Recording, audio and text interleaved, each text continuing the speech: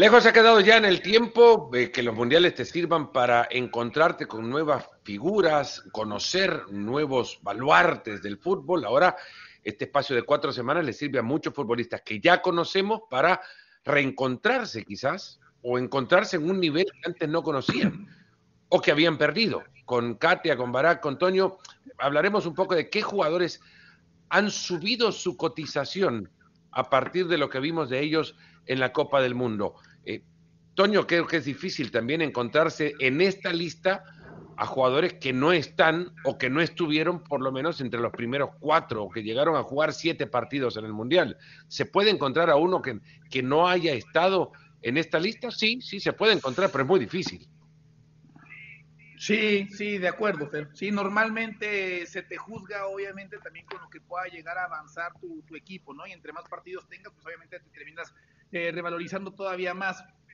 Yo pensaría, a ver, los que me vienen a la mente, todos estuvieron presentes en las semifinales, todos disfrutaron también el partido por tercer y cuarto lugar, cuando menos, ¿no? Siendo tal vez, en una de esas, hasta adelantándome a la pregunta, Fer, Amrabat el que creo, ¿no? Que más tendría que haber ganado en lo que a Bono se refiere, considerando lo que lo veníamos viendo, ¿no? Y que en esta oportunidad, además de hacer la Eredivisie, bueno, pues ya tenía un buen rato, ¿no? Que lo conocíamos, que había entrado en nuestro radar, que lo habíamos estado pues siguiendo de cerca, más allá de que después en Italia, porque el rendimiento tampoco fue el más alto, se le perdió un poco la vista de encima, o ya lo veíamos de forma menos ocasional, pero bueno, el mundial que tiene, por supuesto que lo pone una vez más ahí en la palestra, ¿no? Y lo tiene que convertir sí o sí en uno de estos futbolistas que será buscado por otros equipos. A ver, no sé si vale si se puede aplicar lo de Bellingham. Bellingham no juega semifinales, Fer, tiene un gran mundial, pero por la edad y por lo que habíamos visto de él en el Dortmund, sabíamos que con todo y eso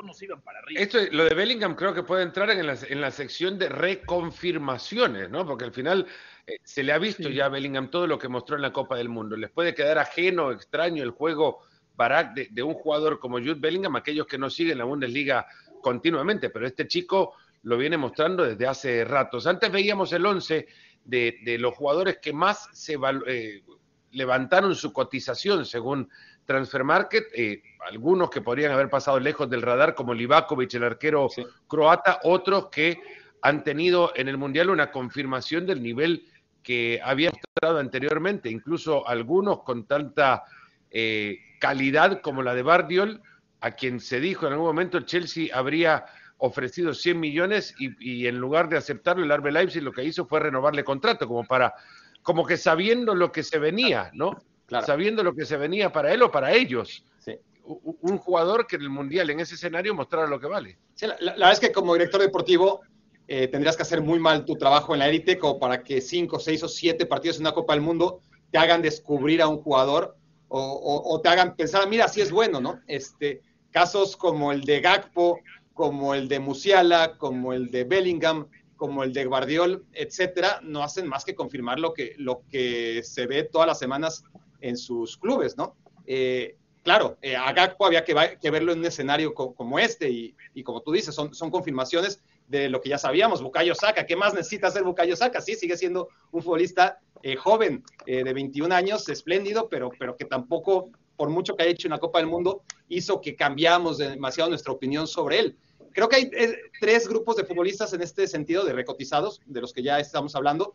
Hay otro grupo que aunque ya estaban, por ejemplo, Musiala, no sé si lo mencioné, pero 3 partidos, nada más jugó y no hizo más que en esos 3 partidos confirmar lo que todo el mundo sabemos. Pero está ese grupo.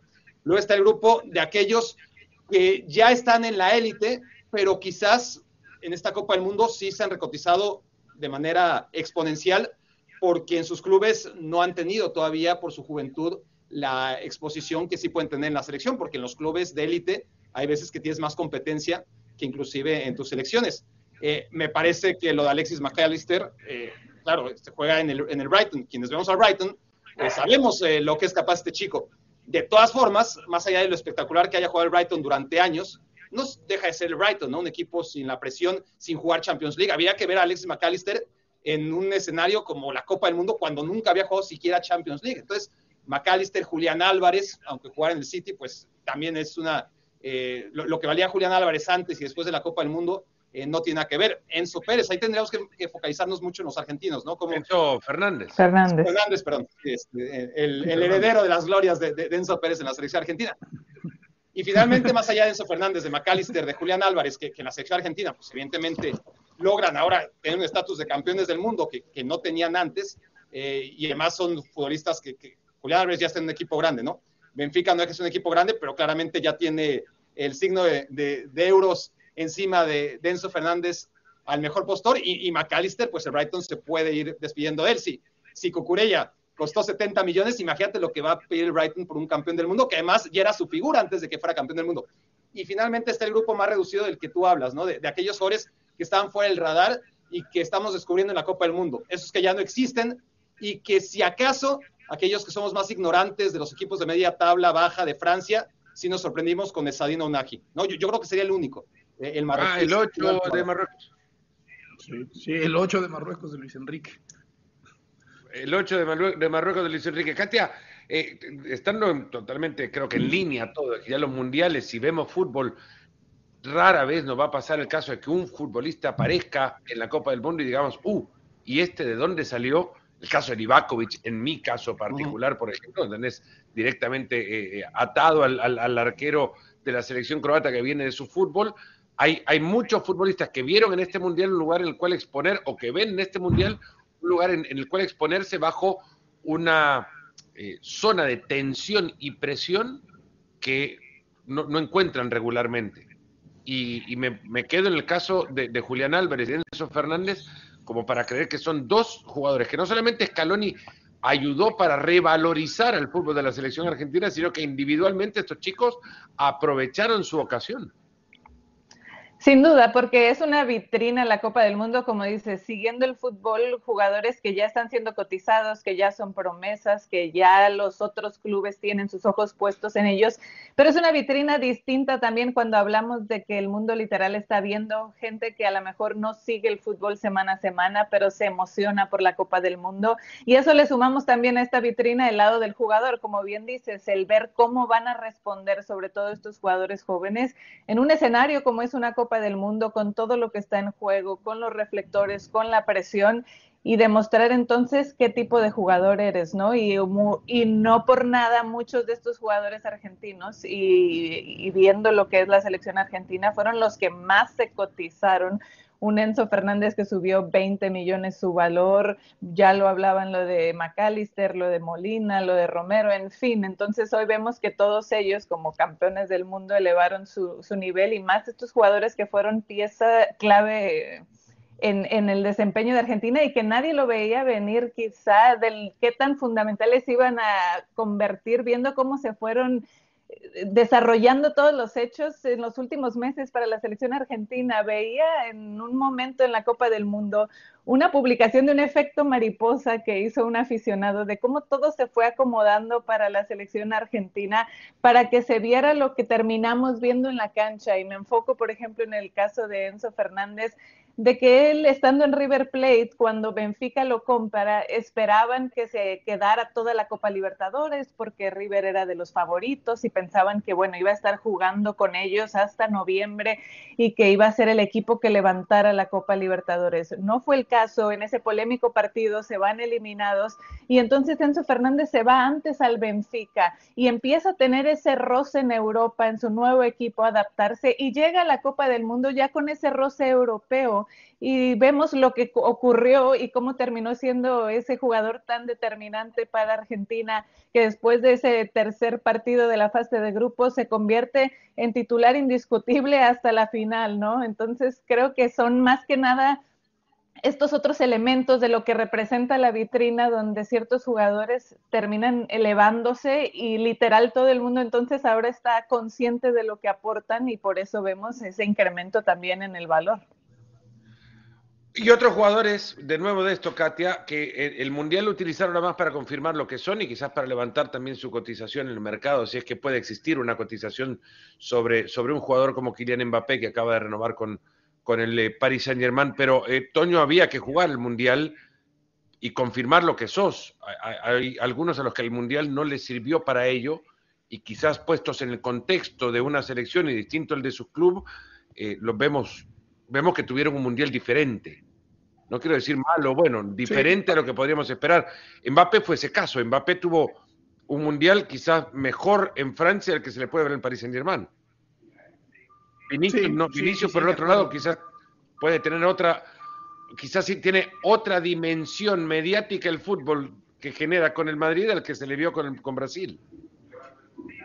Sí, aunque uno completamente establecido, ¿no? Y en la conversación Mbappé normalmente de quiénes serán estas nuevas generaciones que de pronto se hagan del Balón de Oro, pues ahí va Fer y no necesariamente con esa, a ver, sabiendo que tiene un gran potencial, pero no con esa obligación. Si termina la carrera de Mbappé sin ganar un solo Balón de Oro, no dejaremos de decir que terminó siendo una carrera, si quieres, hasta de fracaso, ¿no? Y si Vinicius no lo consiguiera, a ver, también entendiendo que tiene el potencial, pero creo que podría ser un poco más entendible. Y hablando del caso de futbolistas, que a ver, ya estaban más allá del bien y del mal y que el Mundial no iba a terminar por afectar su legado, ni mucho menos, tal vez sí a nivel selección, pero no en lo que ha sido su carrera. Bueno, podemos poner a los futbolistas de Bélgica y específicamente a De Bruyne, ¿no? Caso contrario a lo que mencionabas de Mbappé, ¿no? Y cómo de pronto esta actuación terminó siendo más grande, más notoria, ¿no? Más espectacular que lo que normalmente vemos haciéndolo con los clubes. Y bueno, De Bruyne se pone la camiseta del Manchester City, un futbolista completamente distinto. Y esa palestra también y ese escenario enorme que a muchos les hace muy bien, a otros los termina hasta ir, ¿no? Y uno hubiera pensado que Cristiano Ronaldo, después de cómo salió del Manchester United, podía utilizar, tener la mirada de absolutamente todos para decir, vean, aquí estoy, no va a ser en el United, pero el que quiera estoy a su disposición. Y después de lo que vimos en la cancha y después del comportamiento fuera de cancha, parece que el Mundial hasta le terminó por... Entra Griezmann, Katia, en el grupo de jugadores que potenciaron su nombre a raíz de lo que hicieron en la Copa del Mundo. Creo que sí, Griezmann responde con la selección francesa, no esa versión que a veces intermitente le vemos en clubes y pensar lo que fue ese paso por el Barcelona, pero específicamente lo que vimos de Antoine Griezmann con Francia en esta Copa del Mundo, creo que fue espectacular, el desgaste que hacía, cómo aparecía apoyando en defensa también cuando había que ir al ataque, por supuesto en esa construcción, anotando, creo que fue una actuación redonda de Griezmann. Y qué lástima no se pudo coronar con el título después, bueno, que tiene que incluso salir, pero creo que viendo lo que fue su actuación, sin duda se vuelve a revalorizar en ese sentido, de ver todavía lo que puede aportar y todas las condiciones que siempre hemos sabido que están ahí. Otro jugador muy cerca de Griezmann en el vestuario, hasta ahora al menos, es Joao Félix. Y Barak, no sé si el Mundial le sirvió a él o más al Atlético de Madrid revalorizarlo. Le urgía, ¿no? Sí, un jugador necesitaba que su pieza se revalorizara porque no entra en su esquema. Ese es el Atlético de Madrid con Joao Félix. Fue titular la mayoría de los partidos y eso yo no lo esperaba, honestamente. Pero tampoco, es decir, no hace un mal mundial en absoluto, pero no tiene un mundial destacado, como no lo tiene Bernardo Silva, como lo tienen pocos, ¿no? Si analizas los niveles de los jugadores portugueses, pues tienes picos muy altos en Bruno Fernández, por ejemplo, pero otros bajos como en Bernardo Silva, otros medios como Joao Félix, otros que ya comenta que son aparte, Toño, sobre Cristiano Ronaldo, y no creo que se haya recotizado. Quien sí se recotizó, no quiero decir que lo quieran vender, pero hablando argentinos, Rodrigo de Paul, ¿no? Y hablando de futbolistas que en el Atlético de Madrid no levantan mucha cabeza, además de Joao Félix, pues hay unos cuantos, ¿no? Que en el Atlético de Madrid, ¿no? Griezmann, Joao Félix, Rodrigo de Paul, pues no dan una y ahora son campeones del mundo, ¿no? En el caso de Molina, de Félix, de Molina y de Paul, y subcampeón en caso de Griezmann. La verdad es que el plantel del Atlético de Madrid es, creo que en esta Copa del Mundo, revalorizado en general. El tema es que eso no son buenas noticias para el Cholo Simeone porque da la sensación que está haciendo muy poco con bastante. Bueno, hay una frase, una parte de una charla, no sé si lo han visto, el documental que ha sacado una plataforma de distribución de contenidos sobre la selección argentina que llega incluso por ahora, por lo menos hasta que empaquen las maletas a viajar a Qatar. Y hay una charla con Rodrigo de Paul en un momento en el que le preguntan sobre su rendimiento en la selección y sobre la injerencia de Lionel Scaloni. Él dice: me explica lo que tengo que hacer en la cancha y le entiendo. Cuando te dicen las cosas claras, yo sé ejecutarlas bien. Hablando de revalorizados, acabas de decir el más revalorizado de todos. Lionel, bueno, Messi, pero sobre todo Scaloni. Sí, y algo que podríamos hablar en otro tema, ¿no? La carrera de Scaloni de acá en más solo tiene el fracaso por delante. ¿Qué más puede hacer? Menotti, Bilardo y Scaloni. Campeón de Copa América, campeón de Copa del Mundo. ¿Qué más puede ganar? Señores y señoritas, muchas gracias.